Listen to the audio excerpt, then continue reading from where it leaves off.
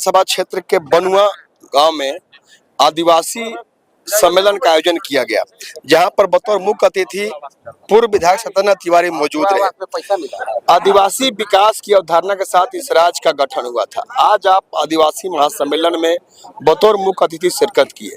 पहले भी यहाँ कई बार आप आए भी हैं और इन लोग के जमीन बचाने की जो बात थी उसकी भी लड़ाई आपने लड़ी है। क्या हालात देखते हैं आपके आदिवासियों की? देखिए, ये बनुआ गांव के 150 आदिवासी परिवार के लोग, करीब 100 भूया समाज के लोग, 250 परिवार हो गया। 250 परिवार और टोटल जमीन 800 एकड़। जिस 800 एकड़ जमीन पर इनका जोत कोड़ कब्जा आज से नहीं है।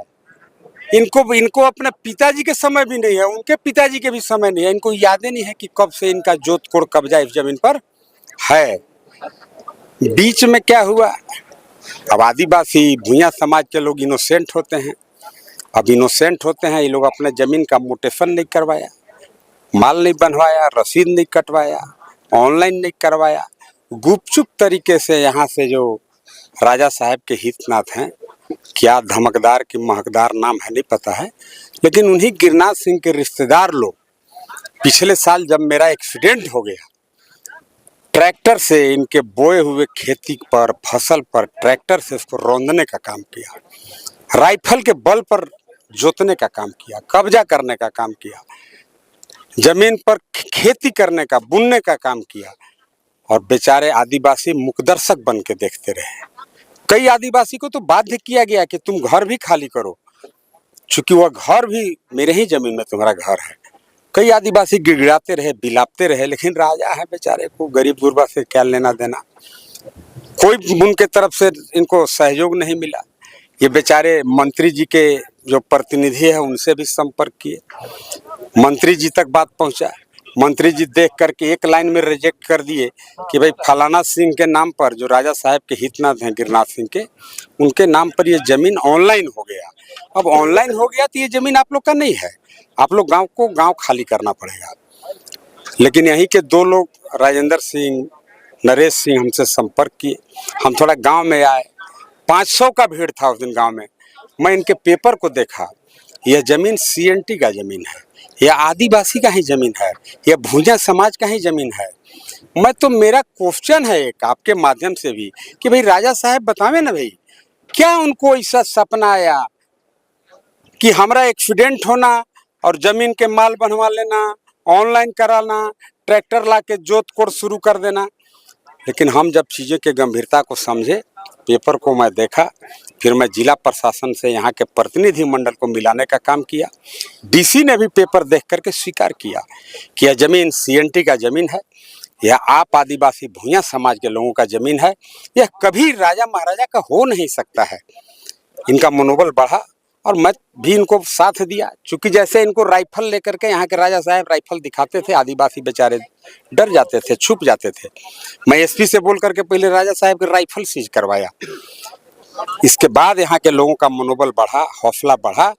फिर आज के डेट में यहाँ के सभी लोग अपने अपने जमीन पर फिर से पूर्ववत, ठीक है, बुनाई किया राजा, लेकिन कटाई किया यहाँ के रैयत। जिनका जमीन है वो लोग काट दिया और आज पूर्ववत 100% जमीन पर यहाँ के भूया और आदिवासी समाज का फिर से कब्जा है, जोत कोड़ भी उनका है।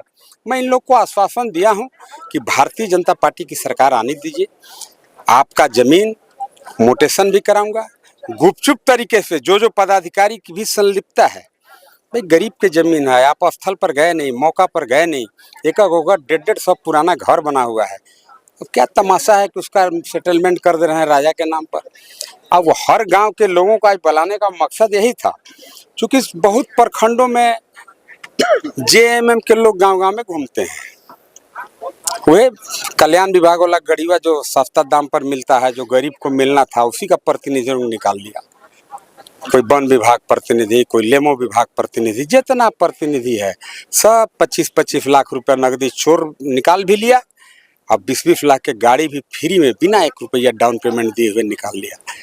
जो गाड़ी जो लोन गरीब दलित पिछड़े आदिवासी का होना चाहिए था, वो मिथिलेश ठाकुर के बिचौलिया और दलाल निकाल करके खा गए।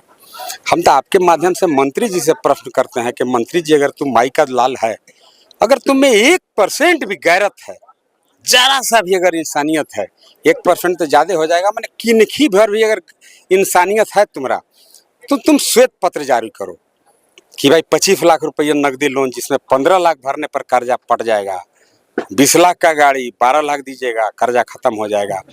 किसको मिला? किसी को नहीं मिला। सब मिथिलेश ठाकुर के बिचौलिया दलाल निकाल करके खा गया। और उधर के आदिवासी भोले भाले लोगों को ठगता है कि मिथिलेश ठाकुर बहुत बढ़िया है, आदिवासी का भला करने वाला है। यही ले सब गांव के आदमी के बला के दिखाए कि देख लो ये आदिवासी के भला कर रहा है मिथिलेश ठाकुर। 800 एकड़ जमीन 250 आदिवासी और हरिजन के कबार रहा है। इस पर उसका जबान क्यों नहीं खुलता है मिथिलेश ठाकुर का? उसको तो गांव में आना चाहिए था, इनका दर्द को समझना चाहिए था, सुनना चाहिए था, ये काम तो उसको करना चाहिए था। हम तो विपक्ष में हैं, विपक्ष में होने के बाद भी मैं भूमिका निभाया, आंदोलन किया और इनके साथ कंधा में कंधा मिलाकर सहयोग करने का काम किया। तब जाकर के ये 250 आदिवासी और भूंइया समाज के लोगों को उनके जमीन में वापस पुनः दिलाने में सफलता पाया हूँ। इसे आप सफलता दिवस के रूप में समझ सकते हैं। मेरा एक यात्रा भी चल रहा है कि भाई पोल खोल संघर्ष और विश्वास यात्रा। ये पोल खोल यात्रा है। मिथिलेश ठाकुर गिरनाथ सिंह का ये पोल खोल मीटिंग है। वो लोग उधर जाकर के जब बोलते हैं कि हम भी आदिवासी के हिमायती हैं, तो उनको बताना ना चाहिए भाई बनुआ गांव के जमीन का क्या हुआ, इस पर उनका बकार क्यों नहीं खुलता है। यही कार्यक्रम है। सही बात है। हम जब भी शत्रुघ्न तिवारी से बात करने का मौका मिलता है तो हम एक बात जरूर कहते हैं कि जब कोई जनप्रतिनिधि चुनाव हार जाते हैं तो जनता से विमुख हो जाते हैं, जनता से उनका दूरा हो जाता है। लेकिन सत्येंद्र नाथ तिवारी एकमात्र शख्स हैं जो चुनाव हारने के बाद भी लोगों के बीच में मौजूद रहे। अगर वो मौजूद नहीं रहते तो आज इस गांव के इतने सैकड़ों परिवारों की जमीन वापस नहीं दिला पाते। लड़ाई लड़के उन्होंने जमीन दिलाई। अब सोचना यहाँ के लोगों को होगा कि जो व्यक्ति हार करके भी विपक्ष में रहने के बाद भी मेरे साथ खड़ा रह करके और हमारे लिए लड़ाई लड़ता है, अगर उसके हाथ में कल को अधिकार आएगा तो हमारे लिए कितना कारगर सिद्ध होगा। धन्यवाद।